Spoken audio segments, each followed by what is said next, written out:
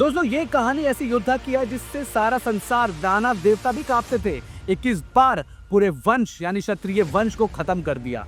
इतना भयानक योद्धा जिसने अपने शत्रु को इतना खून बहाया जिससे 5 नदियां भर गई। ऐसा पराक्रमी योद्धा जिससे दरअसल एक ब्राह्मण होना चाहिए था, लेकिन एक गलती के कारण उसका पूरा जीवन ही बदल गया और वो क्षत्रिय बन गया। भगवान विष्णु के छठे अवतार परशुराम जी की कहानी। इनके क्रोध से पूरी धरती कांपती थी। दोस्तों आखिर में परशुराम जी कौन हैं? इनकी कहानी क्या है?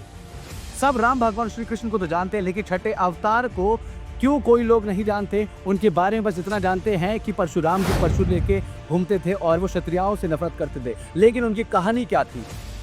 आइए जानते हैं पूरी कहानी। कौन है परशुराम जी? ऋषि जमदग्नि की पत्नी रेणुका एक आदर्शवादी पत्नी थी जिनकी एक छोटी सी भूल उनकी मृत्यु का कारण बन गई।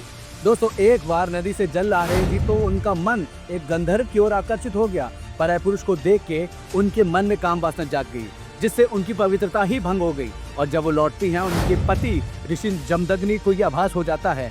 वो बहुत क्रोधित हो जाते हैं और वो अपने पुत्र को बोलते हैं अपनी माँ का सर धड़ से अलग कर दे। एक एक करके चारों पुत्रों ने मना कर दिया और फिर जैसे ही छोटा बेटा आता है, अस्त्र और शस्त्रों में माहिर परशुराम जी, उनको भगवान शिव ने एक दिव्य परशु दिया था, लेकिन वो ये नहीं जानते थे कि उस दिव्य अस्त्र का प्रहार अपनी ही माँ पे भी करना पड़ जाएगा। उनके पिता का क्रोध इतना ज्यादा था कि उनके पूरे परिवार का विनाश होने वाला था। इसलिए अपने पिता को शांत करने के लिए परशुराम जी ने अपनी माँ का वध ही कर दिया और परशुराम जी एक एक करके अपने सारे भाइयों को मार देते हैं। परशुराम जी ने बिना किसी प्रश्न के अपने पिता के सारे आदेश मानते गए और इसे ऋषि जमदग्नि बहुत प्रसन्न हो जाते हैं और परशुराम को एक वरदान मांगने को कहा। परशुराम जी को क्षत्रियों के संहार के लिए जानते हैं, लेकिन इसका कारण क्या था?